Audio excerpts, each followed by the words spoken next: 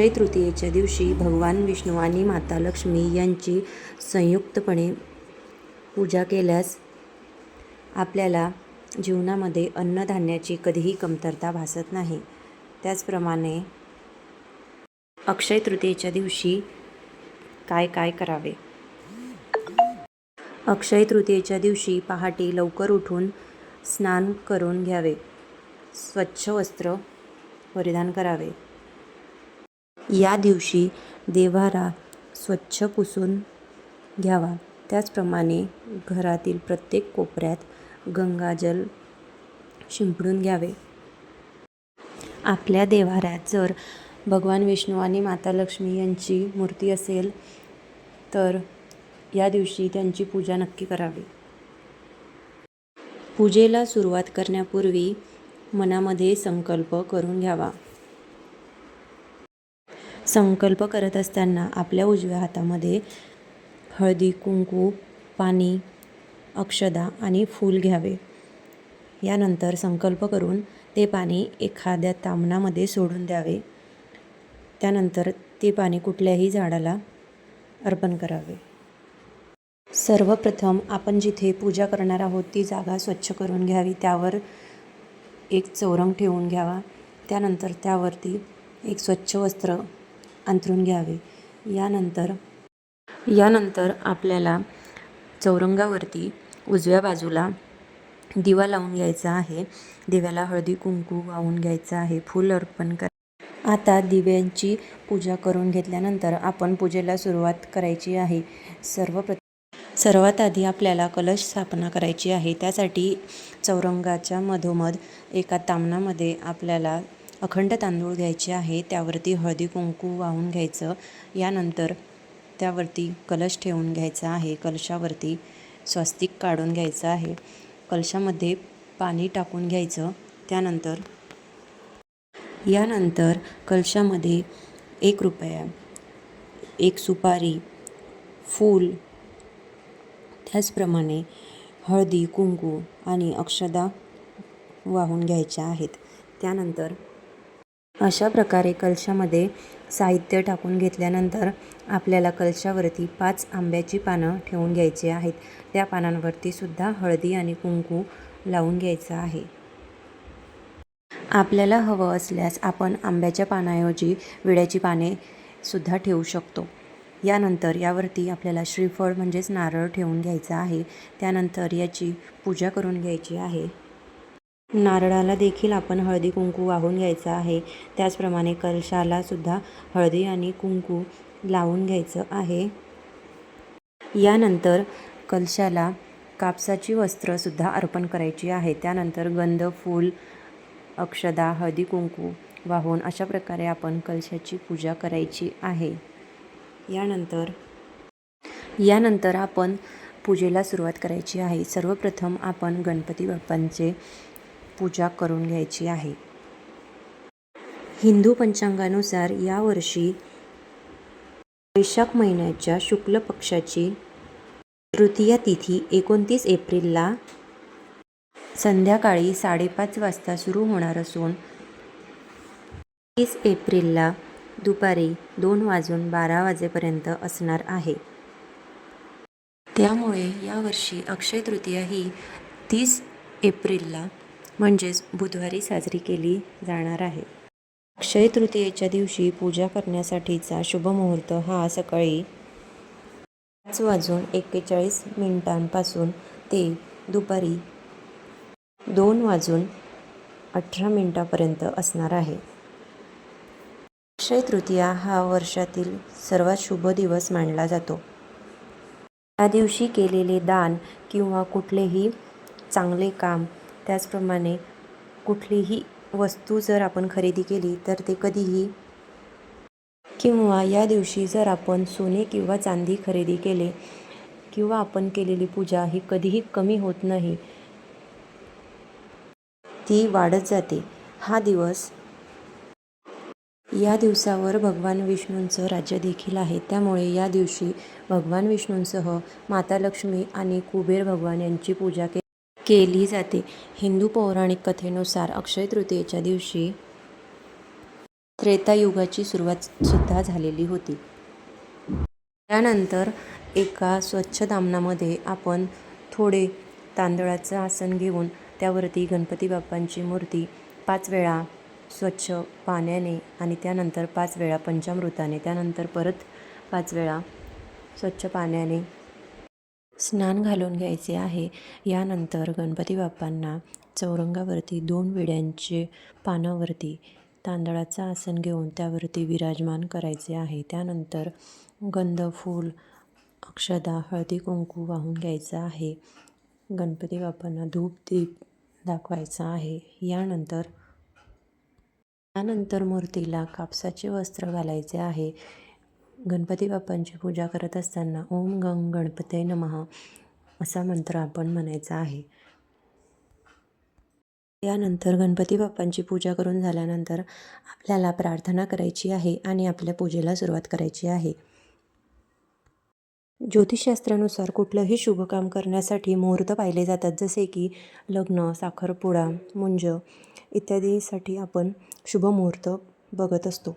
पण वर्षातील काही दिवस असे असतात की त्या दिवशी कोणतेही मुहूर्त पाहण्याची आवश्यकता नसते. त्या दिवसांना 3.5 मुहूर्त असे म्हटले जाते. जसे तर आपल्या नववर्षाची सुरुवात ज्या दिवशी होते तो दिवस म्हणजे गुढीपाडवा. एक पूर्ण दिवसाचा शुभ मुहूर्त मानला जातो.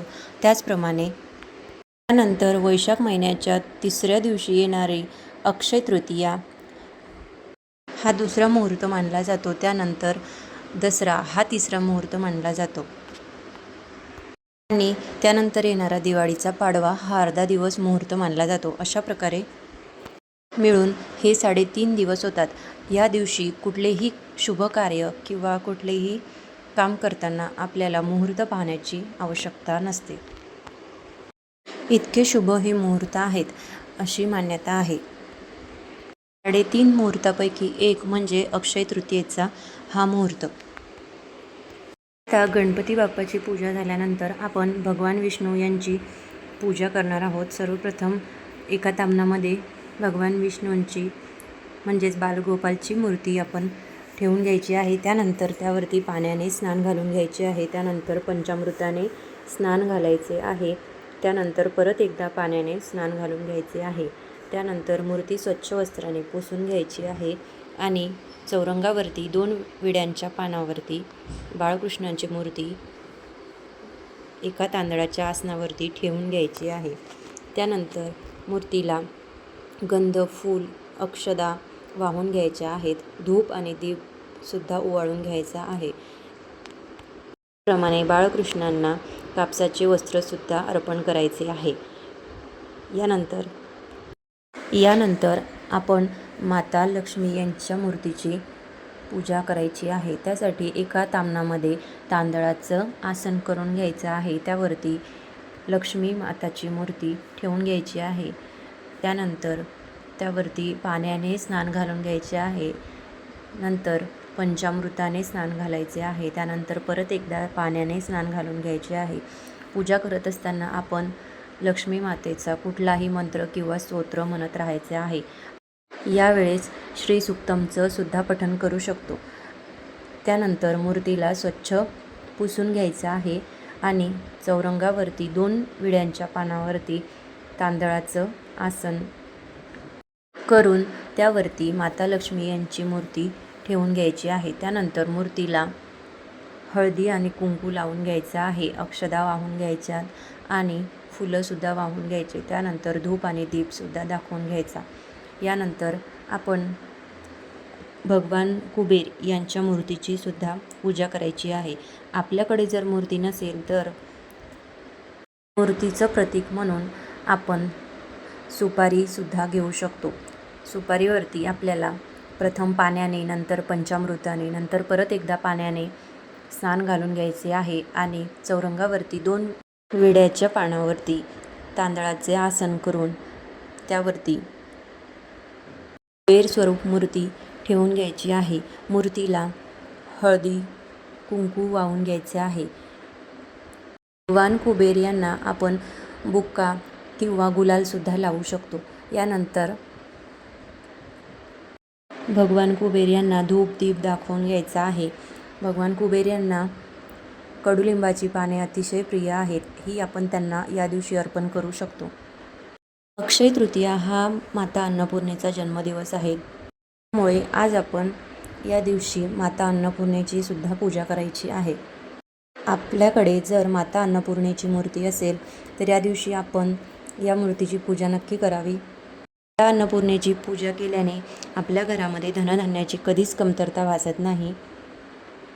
अन्नपूर्णा मातेची पूजा केल्याने घरातील व्यक्ती आजारी पडत नाही किंवा घरातील व्यक्तीमध्ये कुठलाही बदल किंवा त्या व्यक्तीला कुठलाही त्रास जाणवत नाही. त्यामुळे आपल्या घरामध्ये माता अन्नपूर्णेच्या मूर्तीची पूजा नक्की करावी. अक्षय तृतीयेच्या दिवशी माता अन्नपूर्णेची पूजा केल्याने आपल्याला याचे फळ अक्षय प्रमाणात मिळते. त्याचप्रमाणे या दिवशी आपण आपले स्वयंपाकघर स्वच्छ करून घ्यायचे आहे. त्याचप्रमाणे स्वयंपाक करण्याच्या आधी आपण गॅस किंवा स्टोव जवळ दिवा लावून घ्यायचा आहे. दिवा लावताना दिव्याखाली तांदूळाचे आसन करून त्यावरती आपण दिवा लावायचा आहे. त्याचप्रमाणे कुंकवाच्या सहाय्याने आपल्या स्वयंपाकघराच्या भिंतीवरती आपण स्वास्तिक काढून घ्यायचे आहे. माता अन्नपूर्णेच्या मूर्तीला स्नान घालून घेतल्यानंतर 2 विड्यांच्या पानावरती तांदळाचे आसन करून त्यावरती माता अन्नपूर्णेची मूर्ती विराजमान करायची आहे. त्यानंतर मूर्तीला हळदी कुंकू वाहून घ्यायचं आहे. फूल अक्षदा अर्पण करायचं आहे. त्यानंतर धूप आणि दीपसुद्धा दाखवून घ्यायचा आहे. त्याचप्रमाणे अन्नपूर्णा मातेच्या मूर्तीमध्ये जी पळी असते त्या पळीमध्ये आपण नेहमी थोडे तरी तांदूळ नक्की ठेवावे. ही पळी कधीही रिकामी ठेवू नये. त्यानंतर अन्नपूर्णा मातेच्या मूर्तीला कापसाचे वस्त्र अर्पण करायचे आहे. अक्षय तृतीयेच्या दिवशी पाण्याने भरलेली मडकी दान करणं हे अतिशय शुभ मानले जाते. या दिवशी आपण एखादा माठ किंवा रांजण घ्यायचा, त्यामध्ये पाणी टाकून त्यामध्ये थोडं गंगाजल मिसळून घ्यायचं आणि ते एखाद्या गरजू व्यक्तीला दान करायचं. तृतीयेच्या दिवशी भगवान विष्णू यांना आपण पिवळे फूल अर्पण करायचे. त्याचप्रमाणे माता लक्ष्मी यांना कमळाचे फूल आपण अर्पण करायचे. आपल्याकडे जर कमळाचे फूल नसेल तर आपण कमळगट्ट्याची माळ माता लक्ष्मी यांच्या श्रीयंत्रावरती अर्पण करायची आहे. या दिवशी आपण जो नैवेद्य करणार आहोत तो आपण दाखवणारच आहोत, पण त्यासोबतच दूध आणि साखरेचा नैवेद्यसुद्धा आपण भगवान विष्णू यांना दाखवायचा आहे. या दिवशी पूजेमध्ये तुळशीच्या पानांचा सुद्धा समावेश करावा, कारण तुळस ही विष्णू देवतेला अतिशय प्रिय आहे. त्याचप्रमाणे या दिवशी आपल्याला श्रीयंत्राची सुद्धा पूजा करायची आहे. या दिवशी श्रीयंत्राची पूजा केल्याने घरामध्ये कायम लक्ष्मीचा वास राहतो. आपल्याकडे जर श्रीयंत्र नसेल तर आपण या दिवशी माता लक्ष्मी यांच्या मूर्तीवरती कुंकवाने कुंकुमार्चन करू शकतो. त्याचप्रमाणे या दिवशी आपण कवड्यांची सुद्धा पूजा करायची आहे. 7 किंवा 5 कवड्या आपण घ्यायच्या आहेत. आपल्याकडे जर पिवळ्या कवड्या नसतील, पांढऱ्या असतील तर पांढऱ्या कवड्यांना हळद आणि केशरयुक्त मिश्रण लावून घ्यायचं आहे आणि त्यानंतर 5 किंवा 7 कवड्या आपण पूजेमध्ये एका छोट्याशा ताम्हणामध्ये त्यावरती तांदूळ ठेवून घ्यायचा आहे आणि त्यानंतर त्यावरती कवड्या ठेवून त्याची पूजा करून घ्यायची आहे. त्याचप्रमाणे या दिवशी आपण एका छोट्या ताम्हणामध्ये तांदळाच्या आसनावरती 11 नाण्यांची देखील पूजा करायची आहे. असे केल्याने लक्ष्मी मातेची कृपादृष्टी राहण्यास मदत होते. त्याचप्रमाणे या दिवशी अन्न वस्त्र दान करण्याचे खूप महत्त्व आहे. अक्षय तृतीयेची पूजा झाल्यानंतर या दिवशी आपण एखाद्या गरजू व्यक्तींना अन्न वस्त्र नक्कीच दान करायचे आहे. ते केल्याने पुण्य, त्याचप्रमाणे लक्ष्मी मातेची कृपादृष्टी आपल्यावरती कायम राहते. हिंदू धर्माच्या मान्यतेनुसार या दिवशी केलेले पूजापाठ दानधर्म कित्येक लाभ मिळतात. माता लक्ष्मींचा आशीर्वाद मिळवण्यासाठी हा दिवस अतिशय शुभ मानला जातो.